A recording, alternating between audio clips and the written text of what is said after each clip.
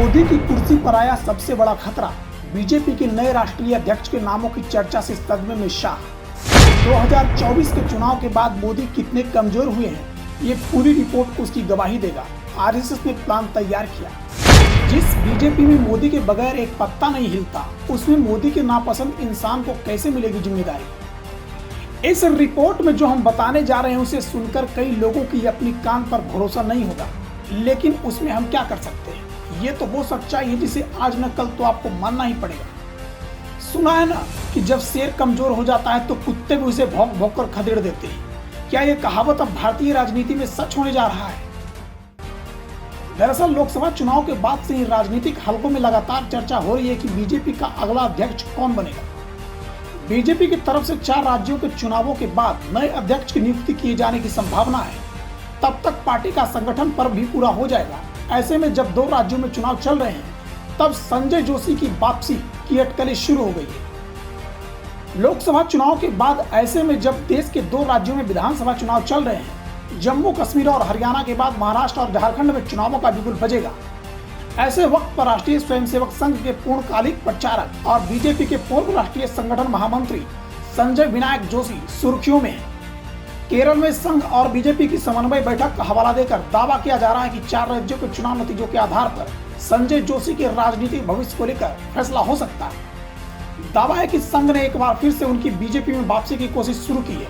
प्रधानमंत्री नरेंद्र मोदी के 64वें जन्मदिन पर संजय जोशी ने उन्हें बधाई दी थी। महाराष्ट्र के नागपुर में 6 अप्रैल 1962 को जन्मे संजय विनायक जोशी की उम्र अभी 62 साल है। संजय जोशी नागपुर में मैकेनिकल इंजीनियरिंग जोशी पेशे से एक इंजीनियरिंग कॉलेज में लेक्चर थे, लेकिन उन्होंने महाराष्ट्र में राष्ट्रीय स्वयंसेवक संघ में पूर्णकालिक प्रचारक बनने के लिए इस्तीफा दे दिया। इसके बाद उनके संगठनात्मक कौशल को देखते हुए संघ ने उन्हें 1988 में गुजरात में बीजेपी में शामिल होने के लिए कहा गया था। तब गुजरात में पार्टी की स्थिति अच्छी नहीं थी। जोशी 1988 से 1995 तक गुजरात में सक्रिय रहे थे। पार्टी ने 1998 में अपने बूते पर पहली बार सरकार बनाई थी। इसके बाद पहले केशुभाई पटेल और फिर नरेंद्र मोदी राज्य के मुख्यमंत्री बने थे। संजय जोशी के बारे में कहा जाता है कि उन्होंने राष्ट्रीय महासचिव के तौर पर आगे चलकर काफी उल्लेखनीय काम किया। 2001 से 2005 के कार्यकाल में उन्होंने बीजेपी को 9 राज्यों में मजबूत किया। इनमें हिमाचल प्रदेश, उत्तराखंड, छत्तीसगढ़, राजस्थान, जम्मू और कश्मीर, बिहार, पश्चिम बंगाल, उड़ीसा और मध्य प्रदेश का नाम शामिल है। इसके बाद पार्टी यहाँ चुनाव जीतने में सक्षम बन गई। हालांकि इसके बाद हुए सीढ़ी विवाद को उन्हें किनारे कर दिया। संजय जोशी करीब 6 साल तक राजनीतिक वनवास में रहे थे। इसके बाद जब नितिन गडकरी अध्यक्ष बने तो उनकी पार्टी में वापसी हुई। उन्हें उत्तर प्रदेश विधानसभा चुनाव का प्रभारी बनाया गया था, लेकिन तब गुजरात के सीएम रहे नरेंद्र मोदी और संजय जोशी के बीच टकराव जारी रहा था, जिसके कारण जोशी को 2012 में पार्टी से इस्तीफा देना पड़ा था। इसके बाद से संजय जोशी एक प्रचारक के तौर पर सक्रिय है। बीजेपी में संजय जोशी की वापसी होगी या फिर नहीं, इसका उत्तर आने वाले दिनों में मिलेगा। ऐसी चर्चा है कि लोकसभा चुनाव के बाद बीजेपी के अंदर संजय जोशी की वापसी को लेकर उनका समर्थन बढ़ा है। इसी को देखते हुए संघ ने फिर से कोशिश शुरू की है कि उनकी वापसी हो। संघ से जुड़े एक पदाधिकारी कहते हैं कि संजय जोशी आज भी पूरी तरह से समर्पित है। उन्होंने कभी पीएम मोदी और पार्टी और के खिलाफ कोई बयान नहीं दिया है, बल्कि वे कई अवसरों पर पीएम मोदी की तारीफ कर चुके हैं। वह खुले मन से उन्हें अपना नेता स्वीकार कर चुके हैं। ऐसे में सिर्फ संघ ही नहीं बल्कि पार्टी के नए और पुराने दोनों तरह के कार्यकर्ता चाहते हैं कि उनकी वापसी हो। वापसी की संभावना के सवाल पर पदाधिकारी ने कहा कि अगर वो मतभेद उभरे थे, अगर वे फिर बीच में आते हैं तो वापसी नहीं होगी।